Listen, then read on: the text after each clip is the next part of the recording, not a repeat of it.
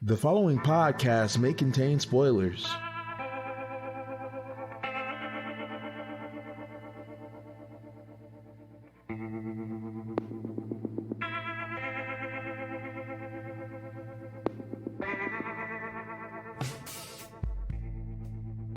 Oh, hey, didn't see you there. It's been a while. Oh, those ones are the worst. I don't like those. That always unsettles me because that implies that I wandered into a stranger's home. But you're not a stranger, you're friends here at the hearth of the Treading the Path of Heaven podcast.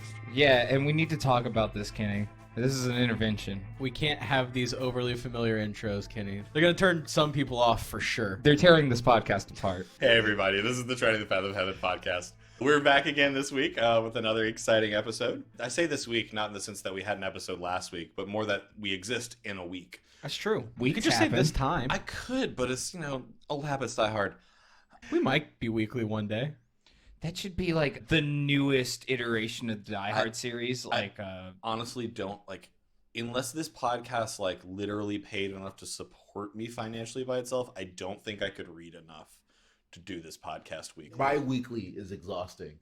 I love it, but at the point on our Patreon where we said that we would do weekly, we would be getting $200 an episode.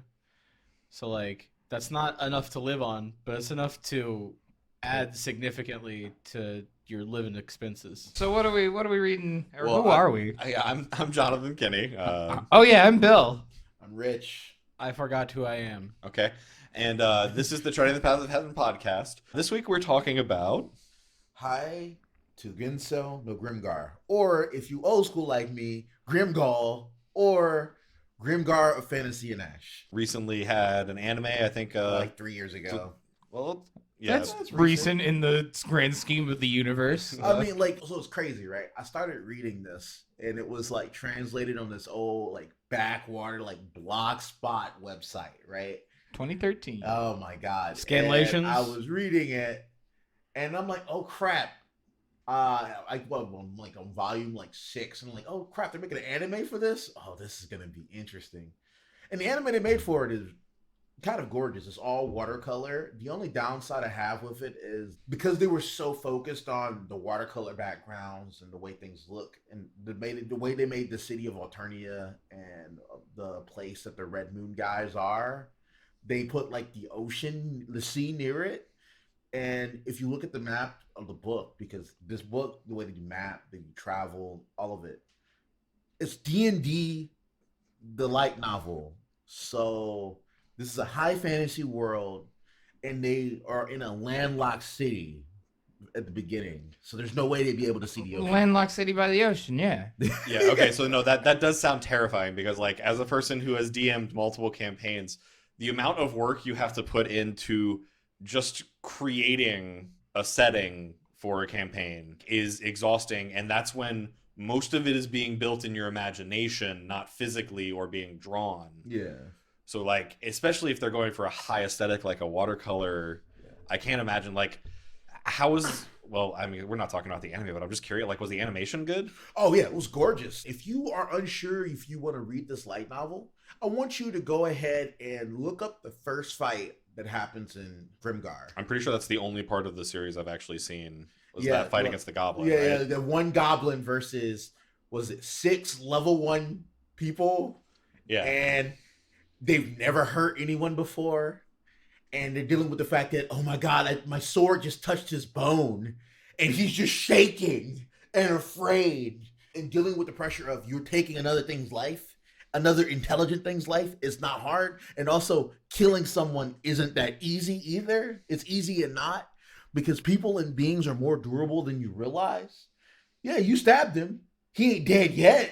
He gonna take you out with him. He wants to live. He wants to live. That's why you gotta be Dolu Adalu. You gotta have the Godly Juge crossbow that just kills him and poisons him if it doesn't.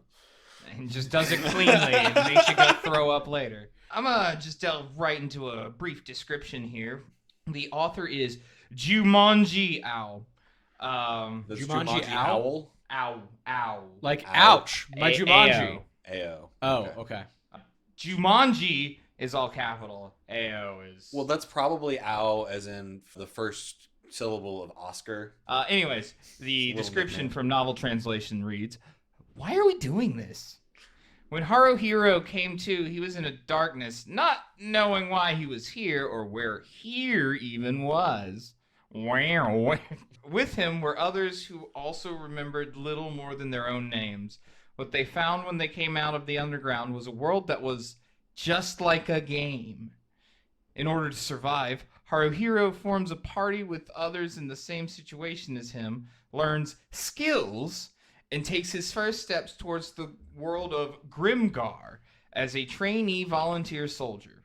Not knowing what awaits him, this is the tale of an adventure born from the ashes." Yeah, that sounds like D&D, the light novel. Oh, bruh. You don't quite understand. Okay, let me lay the groundwork from the beginning. Bunch of people they show up in like a dark, dank room, right? It's in this tower called the Forbidden Tower, which is on the edge of a frontier city of the last known human kingdom on this continent. We don't know. They don't know how big it, whatever. They show up. All they smell is flesh, sweat. It's dark.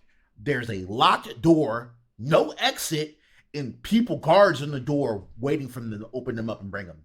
They don't know where they are. They don't know who they are. They have no memory of their past life. Okay. All they know is their name and nothing else. Yeah, see, I was going to ask if Truck or Terrorist could made an appearance, but they don't know their lives, so that answers that. We don't know anything. That's actually part of the mystery. This world is very well set up. Like, I mean, I'm not going to say Dune tier specifics of background, But it clearly evokes that level. Very, very in depth. Okay. This is very much a D&D world before I continue from that point, because these are just normal people from clearly our world. Mm-hmm. And not just Japanese people, like people. This is happening. There's multiple planes, and this is kind of a spoiler in the future, but I'm gonna let you know there's multiple planes in this world. There's an Underdark in this world. There are gods.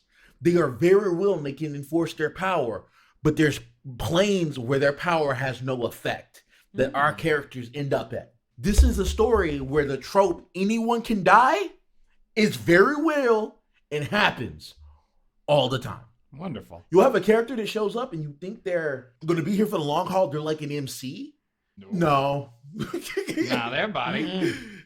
And they make you feel bad because they connect you with these characters. There's a huge cast of characters in this. You get to meet the teams and the people and all the people that showed up here, the people who look physically impressive, the people that aren't, but everyone starts from the same beginning. But anyway, our MC, or as much as we can call him that, Haruhiro, he wakes up there and he's surrounded by people and he just kind of investigates and looks around. They do the description of all the characters. The main characters you're going to get at the very beginning are going to be Haruhiro, my man Ranta. A lot of people don't like him. Ranta. I like Ranta, okay? Character design, the way they did the art in the light novel, the way they did the art in the anime. You guys ever seen Akira? Yeah. You ever seen Tetsuo? Of course. He looks like a redheaded Tetsuo. Okay. All right. That's the main character. That's I'm just him. imagining a red-haired dude on that bike, and there's just like, wait, there's no contrast. There's also there's Yumi. Yumi is the ranger of their party.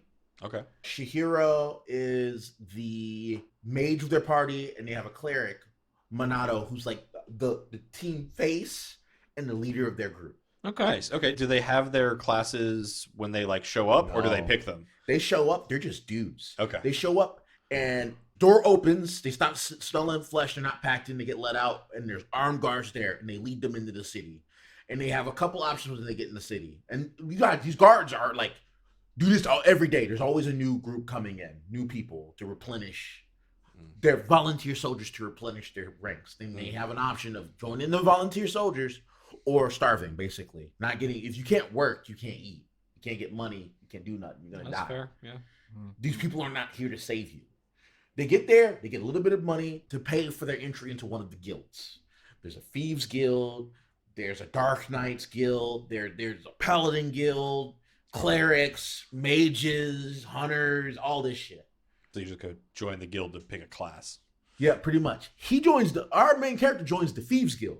Nice. And they go through his training, learning skills, all of it. Like, very interesting. Haruhiro's a little bit special. He's a timid kind of boy. He's a little, like everyone, but he's a little more timid than normal. It takes the trials and tribulations he goes through to rise into the character he becomes. And even then, he's still not the best. As strong as our characters become, as much as they work hard, all it takes is getting stabbed to die. Sure. As high level as you get, they get good at evading stuff and reading combat, seeing gleaming line. Like you discover later, he has the rare talent of seeing the gleaming line, the line that will guarantee a kill on something. Like, this is a weakness. If I can see the line, I can kill it. And he can't force it to appear, and he doesn't know when it'll appear. And he like gets depressed because he can't. There's a time where he needs it to happen, and he can't make it happen. And people die because he can't make it happen. They have to run for their lives. It's the thing you're gonna get used to people running for their lives. But they get here and they take their first job, right? We're gonna walk and we're gonna try to kill some goblins. Their group becomes pretty good at killing goblins. By good, I mean not good at all, but solid, right? They work together.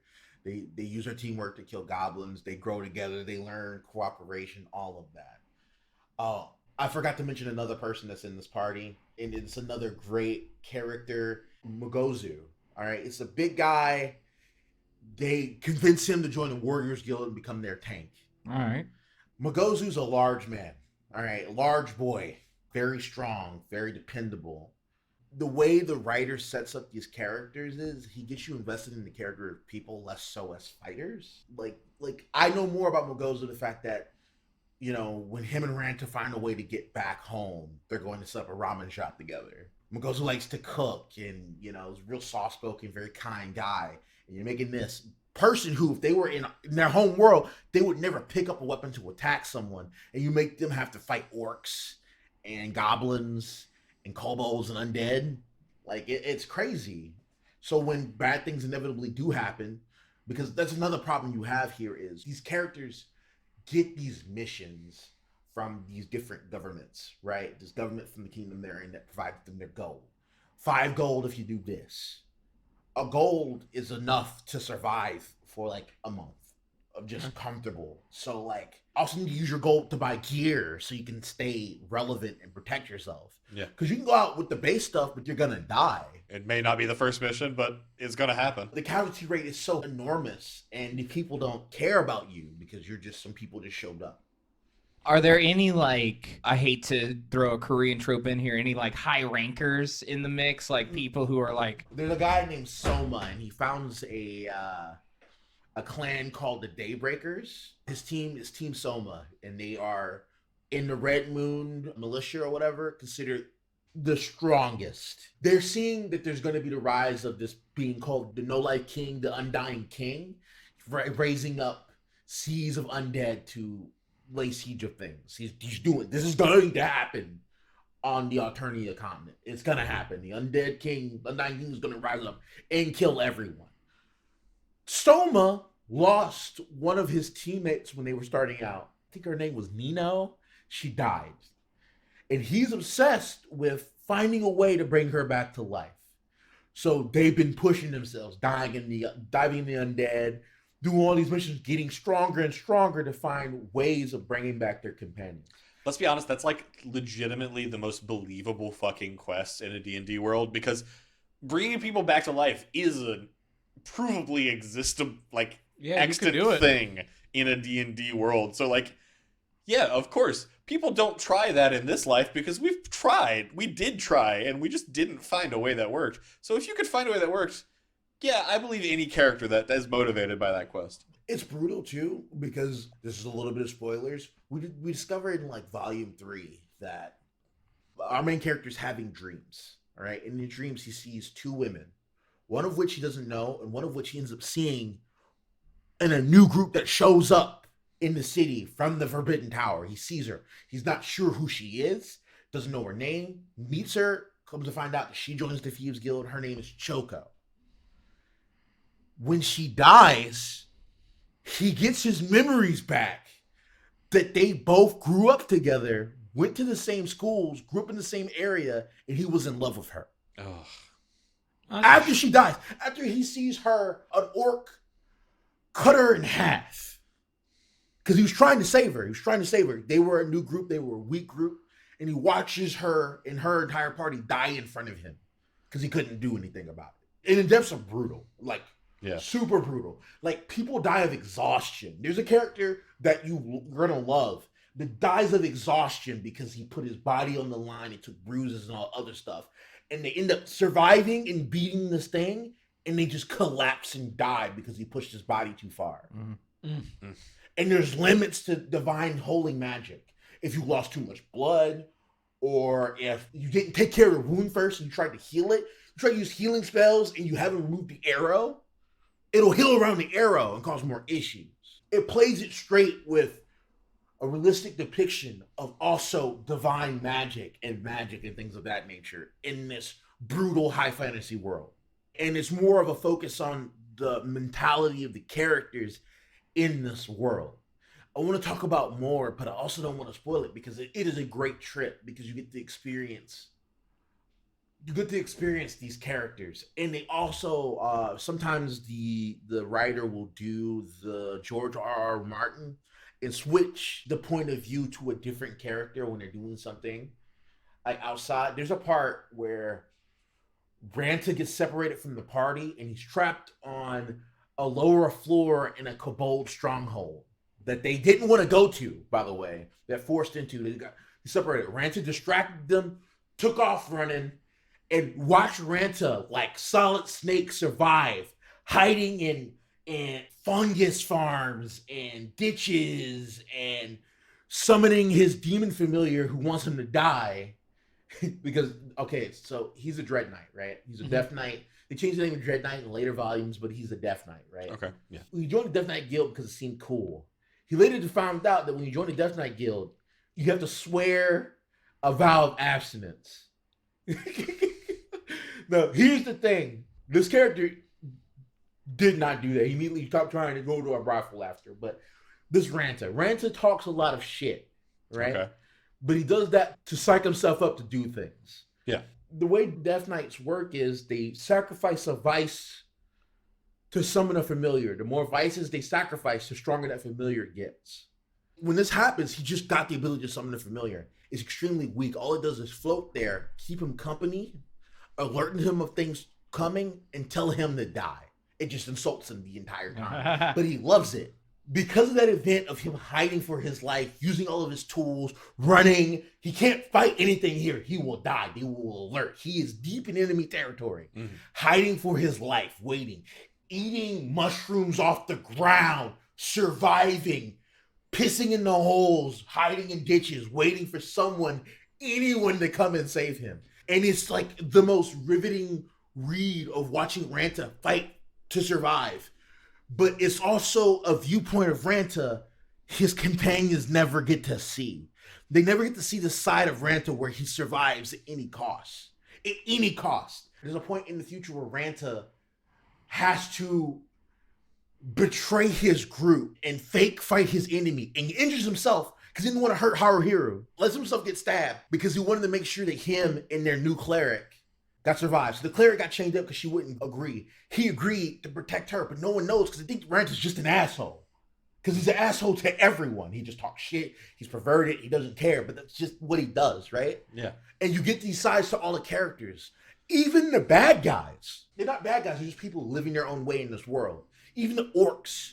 There's orcs with charisma that lead their own band of dudes and create their own guilds. That's a thing that's happening. It's crazy. This is like a fun sounding D&D world. It sounds like they're hitting the fun parts, like the ability to build dynamic characters that go very interesting places, because a D&D world offers choices all the time that just transcend their limitations set upon by like just preconceptions. Yeah, they do what they want. It's got a system, huge backstory that any other stuff would just focus on the backstory and would follow the Soma group doing stuff. Yeah, because Soma is the main character of this world, basically. But no, you follow just a regular party. This is a regular party that subsists off of working together really well, using tactics and knowing what they can and can't do. So this is a low-level D&D party in a high-level D&D world. Yes. Okay. It's terrifying. So relate this to Goblin Slayer. So, Goblin Slayer, you know how Goblin Slayer only heals goblins, all the other stuff? You know how goblins do stuff or whatever? Imagine the goblins from Goblin Slayer, except these goblins have more technology. Like, everyone is the smart goblin. Oh, no. Yeah, Goblins that's a problem. have tactics. Goblins target your weak characters. Goblins use arrows and technology. There's hobgoblins in this, too. Like, there's a bestiary. Think about the bestiary you would see if you opened up, like, your Pathfinder bestiary. They had that. Except everything has intelligence levels. So, like, they know you have a healer. They're gonna try and kill it. Kill your healer. You didn't protect your healer? Well, your healer's dead and you don't have one. Good luck. Fuck, they're in a War Games DM? Yes. Oh, those poor bastards. It's brutal. Everybody gets tactics. I'm going to just jump ahead because I'm trying not to spoil things. There's a point where they end up in a place called, it's like a dusk world, where it's a world always in dusk, and they're having a battle, and in the middle of, like a battle for their life, to not get killed by the giant king or whatever, and calling in help and people going through the portal to get there because they had to get to an area, then go through a portal in that area, like the Wonder Hole, go through a portal in the Wonder Hole in the Dust Town, and they discover that no divine magic works here. The God of Light has no effect in the Dust City, Well, of course in the not. Dust World. What were they thinking? Didn't they read that in the manual? Here's the problem. They're being sieged, which means they can't recover endurance. If they get stabbed, they need to use regular medicine. That means you need to pull him out of this portal, which they're sieging to stop you from leaving, To heal to him real get quick. magical healing. That's awful. Which means there's a lot of people dying while being brought, like going into comas and passing out, pulling their friends out of the portal. And then you're praying the portal doesn't get taken over or blown up either. And you're trapped in this dust town without divine magic and no way to get home that you know of. Or you got to comb this world that's hostile to you to find a portal to another plane to try to get back to Grimgar. Why can't they just be like that Death Knight dude and just man mode it all the way through? Very few people are like Ranta. Oh. And the other thing is, when the party splits, it's terrifying and brutal, like in real D&D. Yeah. And You don't split the party. That's just the rule. the latest volume they went through a portal and the party split across a hostile continent Oh, no. where, like, the sweet wind gives illusions and destroys your mental strength. When people our main characters start having mental breakdowns and thinking that all the people who he's met, who are with him or who've died, are figments of his imagination, and this isn't real. Oh, it's And a, breaking That's fair. down in both, like, tears and whatever, and our character has to deal with that while trying to survive in this desert with things that want to kill them. Oh man, it's the coma dream of a kid who memorized the entire Pathfinder DM's manual and bestiary. Or D&D. What would this be most equivalent to in terms of brutality? Second edition? I was gonna say that they're a little bit more forgiving to the constitutions of characters, so I was gonna say more like Pathfinder or 3.5. Okay. That's hard to say. There's 'cause, like, multi-classing. I'm gonna talk about a character here that I really like. You come to find out that she went to school with the main character. Her name is Memoro, and she's called the Giantess. She's just a giant woman by their standards. She's a 6-foot woman who was a mage, wearing the mage getup. But the thing is, when she first got there, she joined the Warriors Guild because she was big and strong for a woman. yeah. And then later joined the Mages Guild and then made a mage's staff that unsheaths it is a great sword. That's fantastic. It's great. She spent wonderful. all of her money on it. All of her money went into that sword staff. Beautiful, wonderful. As long as it can do both things. It can do both. Yeah. But like magic gets nuts. Things get nuts. But also they're still people and also will still die if someone stabs them. Yeah. Nah, Or arrows. sounds- Arrows are crazy. Like in siege battles, okay, this is a side story again. They're not gonna call them NPCs, but natives of this world offered a mission, and it was a Operation Twin Mouths or whatever, where they were going to assault an orc stronghold. Right, hundreds of people, multiple teams, and the real army are participating in this. And they're like 5 gold to each person of each team that participates in this and gets it.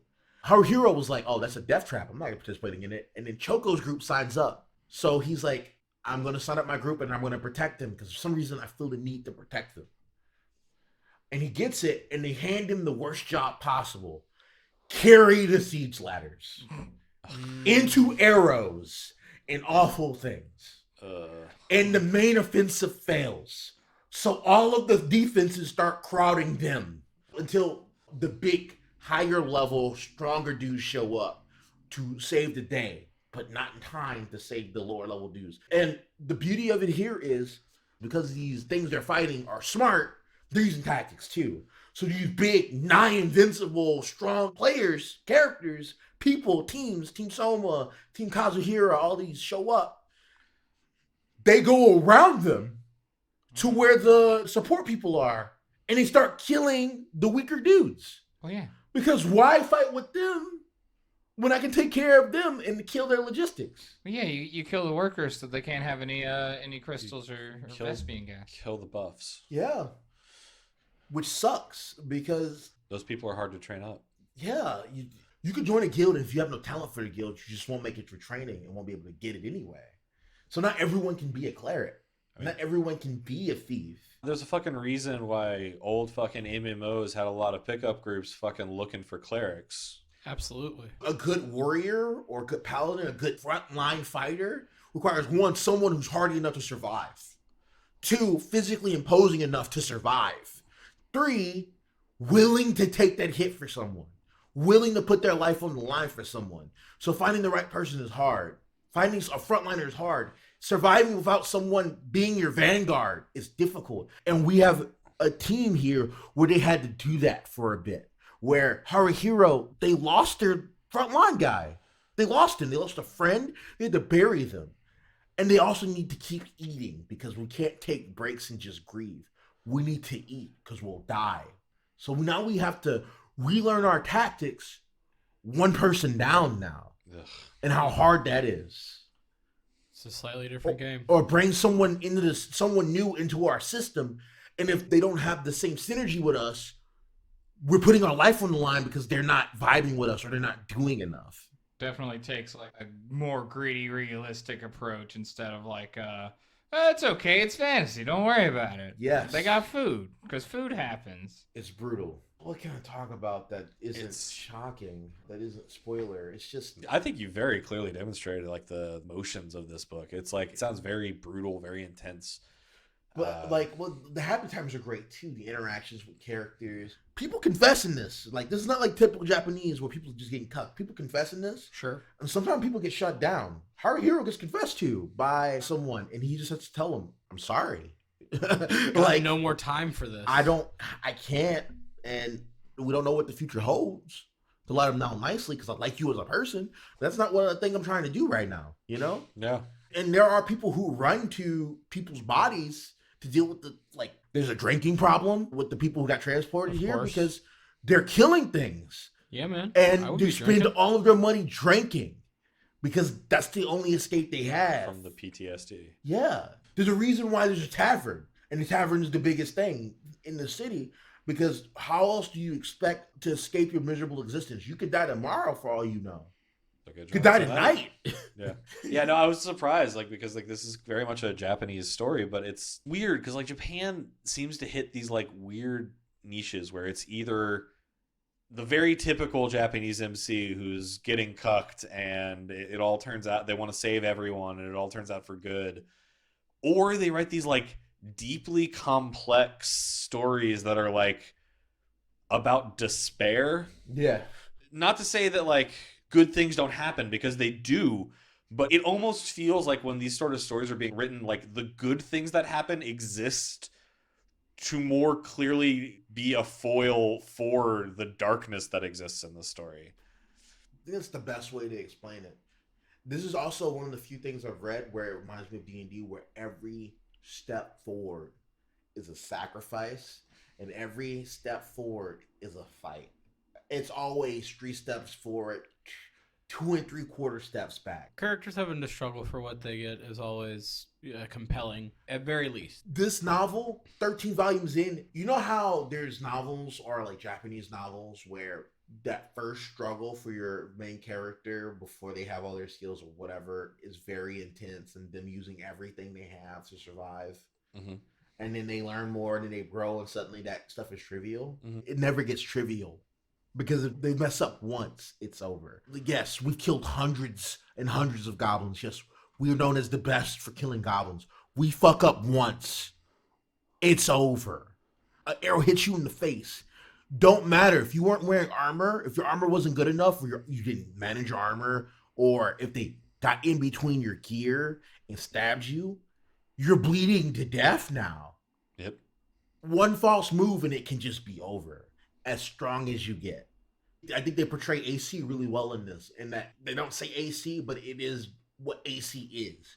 It's your ability to avoid, endure, all of that. Your armor, all of it.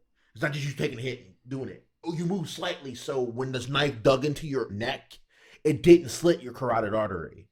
Because you avoided just enough to avoid that. Now you're injured, but you're not fatally injured. Yeah. No, I I like like that. that interpretation of AC. Yeah. Like, You're just making me want to play D&D. But I guess also watch and or read this. Yeah, I recommend watch the first season, see if you like the season, and then read it. And then once you read it, you realize this is so much more, and it's so good. Like, it really is really good. Is there like a major thread, like a mythical quest that they're on, or is it just There's like a bunch of things going on. Well, I Like, get- there's Soma, right? Soma's on his mythical quest. Okay. These guys are just trying to survive first and foremost, and because they're trying to survive or save face, they're getting pulled into things. He joins Daybreakers because Soma shows up and saves their life, and sees our hero has potential as a tactician and a leader because he's leading his group and doing things other people are, one, too afraid to do, or B, would choke and do. Dealing with the shaking and all the other stuff. He joins to save face and also have a communicator to call them whatever. And also to discover more mysteries of what's going on. The secrets of Grimgar. What's happening? Why this is happening? How to get back. Because they don't want to be here anymore. That's their goal. Our hero does not want to be here anymore. He doesn't know everything about his history, but he just knows that wherever he was is better than this hell. As you're moving forward, more things get revealed and more things get taken. We didn't get to talk about Jesse Smith, but I'm just going to mention Jesse Smith here. And this is several volumes in. He's a character I think is really interesting. One, he's an American. He is obscenely strong. He has his own area he protects by himself. He names Jesse Land. Jesse Land? Jesse Land. They only discover it because they end up on the opposite side of the continent after they escaped collapsing plane. Because they've been avoiding and they're trying to get back to Grimgar, trying to get back to where they were. Sure. Because they got a SOS call from Soma. Everyone in the Daybreakers returned to where they are. When they were in like the Underdark, they're Underdark in here, and they had just found a comfortable living and they were doing stuff and found a way to make gold by killing things. And they were like, people think we're dead, we'll just stay here and just, this is just our life until we die. And he gets the call back and he's like, I guess we'll try to make it back. I'm not going to spoil how they do that or what characters and the interactions with that. But he ends up in Jesse Land, and Jesse is a character that first got introduced in a side story at the end of Volume 10, right? Oh, I like those. So that if you put the extra work in or reading all the side stories, when the character You would shows know up, who you're like, this character haha. is. Like in Kamen Rider, when there's like a character from a movie and it shows up in the TV show, and you're like, what the fuck? And yeah, sorry. This is a character who knows a lot of secrets of Grimgar, and he's also a character that's come back from the dead before. Well, that's a good way to learn a bunch of secrets. Yeah, but the person Solid who did route. that and brought him back from the dead is gone. Everything has a cost, and he knows that cost. But because he didn't want to participate and assist with that, he's founded his own area and protects his area by himself. You realize that there are a bunch of people in this world, and that this situation, people getting teleported to the Forbidden Tower and having to spread across all the planes and the continents and deal with this crap. There are a lot of people who got disillusioned with it and had to walk away from it. And we still don't know what's up with this Red Moon group. We still don't know what's causing this to happen. Whenever we are getting close to figuring stuff out, awful stuff starts happening. I don't know where this story's going, but 13 volumes in, it's not even close to being the end. Yeesh. That's good. So this is a One Piece For a light novel, yeah, It's got a story it's trying to tell, but as I understand it, there's been like 4 volumes that have come out in the past year or something. Yeah, like in the past 2 years, it's been like 4 volumes. Yeah, 4 or 5 volumes, which is impressive. That's a good pace. You want to do some genre savvy? I would, except there's literally nothing. How literally nothing? Is there nothing? I mean, There- it okay. is a novel update, so It's novel updates. Tags. Adapted to anime. Adapted to manga. Amnesia. Beautiful female lead. Calm protagonist. Game elements. Goblins. Monsters. Shy characters. Sword and magic. Got that one. Transported to another world. Yep. World travel. Yeah, is that got all really those. all they used for this? That is it. Wow, It does We've have a already high ranking of Yeah, 4.1 out of 5. read a review or Main two. character Those are isn't fun. even calm. Not even a calm main character. He's freaking out deep inside of himself. He's freaking. I mean, but if he's got a calm his exterior, outer. I mean, of course, calm exterior got to. Because if he freaks out, everyone breaks down and everyone will die. Like any good leader, you can't show it. But he's breaking down deep on the inside, and they focus on that. I'm kind of offended by those tags. This is why I was trying to ignore genre savvy and just skate on by. I liked it. Inconsistent taggings. Yeah. Jesus Christ. We had other ones that were just full of like almost unnecessary tags, and this one has like 10. There is a 5-star review in April 20th, 2016 by Promethean. Says, this is actually a great story. I'm surprised people don't like it.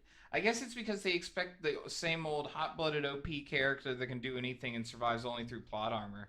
The pacing is slow, but also because the characters are slow, in more ways than one. They aren't super strong characters with limitless potential. They're normal people with normal abilities and feelings.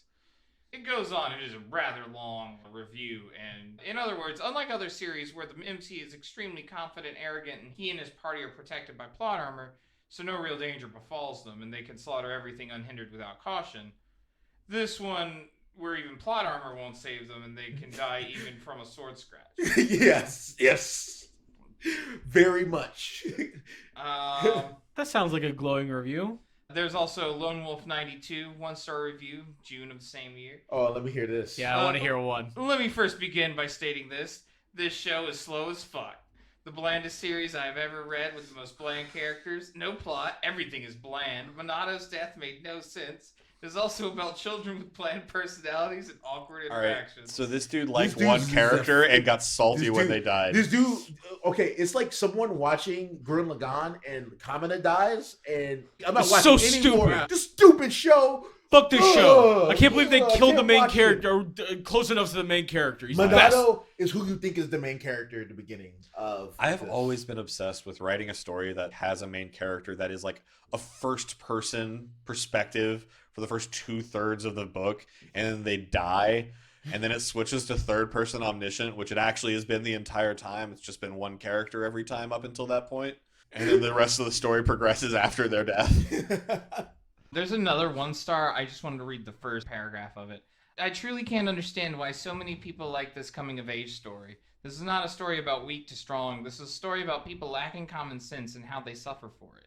It's not common sense because no one has the common sense on how to fucking kill a kobold. People are missing. This isn't a hero story. This is regular dudes put in a scenario where they have to be the best hero they could be for themselves. You can't save anyone. You do your best as a group for all of us to live. You're not Jesus Yamato from Gundam Seed where you can choose, let's kill war. No. You're literally just an infantry on the streets. You can't dictate policy. You can't convince someone to agree with you. You just want to live. You're not Carito. You're fucking Adventurer D. That's what you Yeah. are. And you're put in situations where we've been doing this for a year, killing the same goblins and living off a pittance every week. We can take this. They offer us a bigger job that's only slightly more difficult. We're feeling confident. All right. This is when Minato was around. We're feeling confident. We got this. Like, it's like Piccolo from Dragon Ball when he merged with Nell. I feel good. I feel great. I can do this. And they get there and things go wrong. They're in an area they haven't scouted before. They've been there before. They saw the goblins sleeping, but they didn't realize that they actually had someone on watch the entire time. They couldn't see them because they were hiding. So everyone is up. They have archers. This is the first time they're dealing with archers. They have a hobgoblin. They've never killed one of those before. They're doing the best they can. There's a limited amount of healing their characters can do. Monado gets hit by an arrow and tells no one. Because if he says something, their morale will collapse and they're already fighting for their lives. They make a mad dash to escape this area using distraction and running. While they're running, Monado gets caught by the arrow, by the way. But he's like, keep going, guys. We got this. They make it to safety, outrunning those dudes because they're not going to let them escape for free. He gets there, and Monado collapses, bleeding to death. He couldn't heal himself because he was almost out of stuff. And as he tried, it wouldn't work anymore because he was too far gone. Because magic isn't replenishing blood loss. Yeah. His death makes sense. It's like He thought it was fine. He had adrenaline. So, of course, he's ignoring the pain because they need to run for their lives. If I stop, I will die. Those are the options. Run or die. This feels like a guy that learned how to run tabletops in 40K and then switched to D&D. Yeah, like he learned on a much grimmer, Grimgar. The grimmest scar. Yeah, he learned on a much grimmer system, and then just was like, I can make this fantasy, right? We can just make this fantasy, and so Just took away all the DACA and gave him more swords. Yeah, exactly. No DACA, no cool. You believe a thing hard enough, just fucking death. Oh, also, there's so much different types of magic in this. Y'all would love it. Like, as it explains, and you see more magic, especially at places that aren't in this city.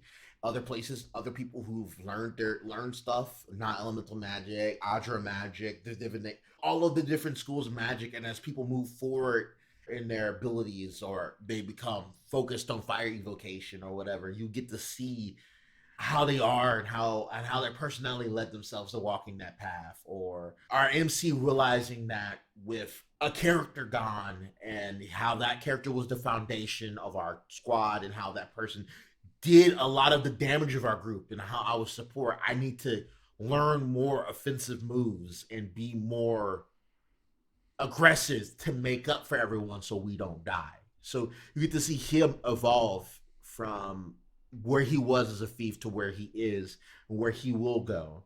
They also go into detail. You get to see how the Thieves Guild works and how everyone in Thieves Guild gets a custom name. The Thieves Slinker. name. Yeah, so there's like, He's this sounds old like cat, right? He's old cat. So when you're speaking with him, he's old cat. Oh, Mad Eye McGee. You know, I like this. It sounds like there's like a shit ton of world building as well. So much. I'm talking about it, and it makes me want to go and continue. Oh, I want more. And I haven't read this in a long time. So, like, me going back and seeing, there's more volumes, let me read this, and getting it was like, oh, man, I had good taste back then. Even back then, I had good taste. The anime is good, too. And it gives you, it's very pretty and connects you with the characters. And people really liked it when it came out. And I was hoping more people would have read the novel. I was hoping it would have pushed the novel forward. You could use the anime as a starting point and then go from the novel based on there. Like it's that It's that smooth. The novel is really only like 3/4 of the first book. But the anime is only 3/4 of the first volume. All right, that's easy then. So yeah, you'd be able to get a really nice look as to whether or not you'd enjoy the story. Yep. Cool. Well, this sounds like a fun one, man. I probably should have watched this show. I had an opportunity You can still do it. You'll like it. Maybe we can do it nights. Yeah. Oh, nights will be fun. Yeah, it's in the future. You know, I want to spoil so many. we gotta see how far they got in the King's Avatar live action, and maybe we could do a nights on that. Oh man, I could talk about King's Avatar. I love it so much. Man. It's a popular one of our episodes. It keeps being up there in terms of popularity. I mean, it's a popular IP. It's pretty much only losing to like boobs, right? Yeah, the boobs. The boob show. Boob show always is winning because Human nature exists. Boost. It's also a good book. Like It's not. They're Yeah. fun. They're fun. It's super fun. That is not a poorly written series. I actually have a small piece of information. Just looking at our YouTube, which is kind of like a smaller sample size, but it also gives us a pretty good idea of what people are spending time on and like lifetime watch minutes. It's Emperor's Domination, and then Death Mage, and then Tutorial, and then Legendary Moonlight Sculptor. People just going on YouTube and being like, "Who's ever talked about Death Mage who doesn't want a fourth time?" It's us, I think. I think Yeah, it's pretty just much. us. Yep, we're the only ones on YouTube talking about That's it. another one I would love to do a Nights on as well. Actually, I'm up to date on that, so I would love not hate Death doing Mage. that. Oh, dude, it's so satisfying.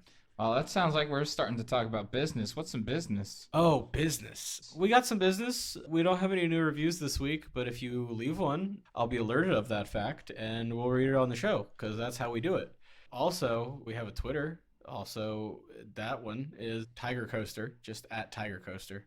And then email is tiger.rollercoaster@gmail.com if you want to send us any spicy goss. And that YouTube was. It's just Tiger Roller Coaster Productions, I think. And our LinkedIn is. Oh, man. LinkedIn, I got to set up next. But we also have a Discord.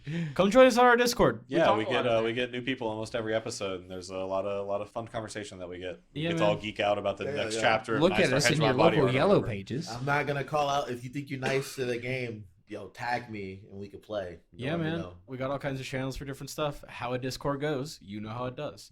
Come play some Monster Hunter with us or whatever. Yeah, or Borderlands 3. We're doing that too. Come join us. Also, we have a Patreon. You can pay $2 and listen to all episodes early if you want. A week early. And speaking of our Patreon, we do have two of our high-level Patreon supporters, Yuki Okami and Yu-Gi-Oh! James, Okami. Yu-Gi-Oh! Okami. And then also James. who have both supported us at a high enough level to be thanked personally in every episode. That could be you.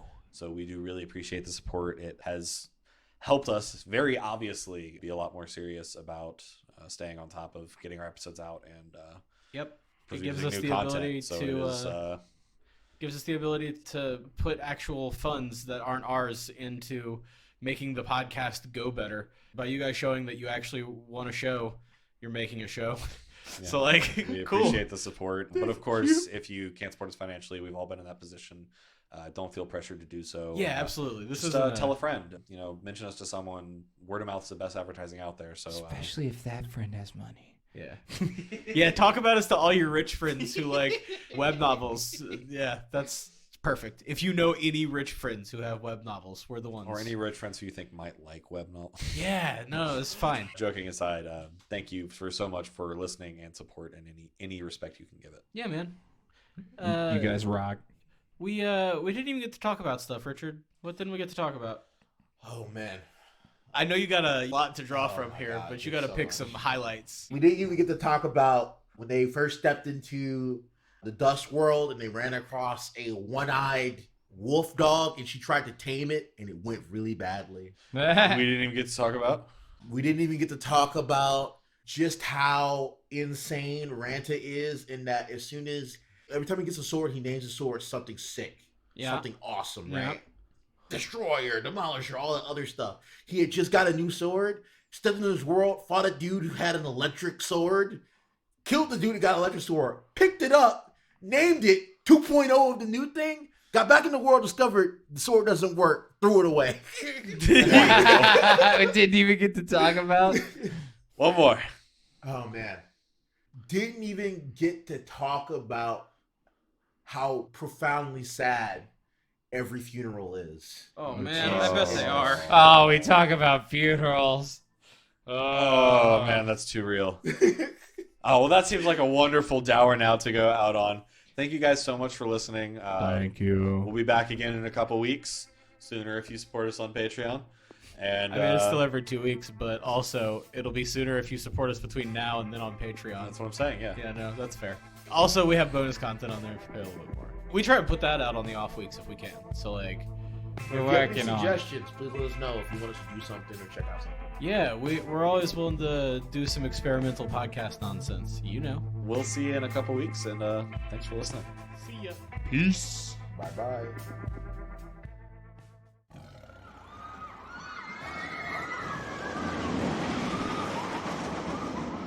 Tiger Rollercoaster Productions.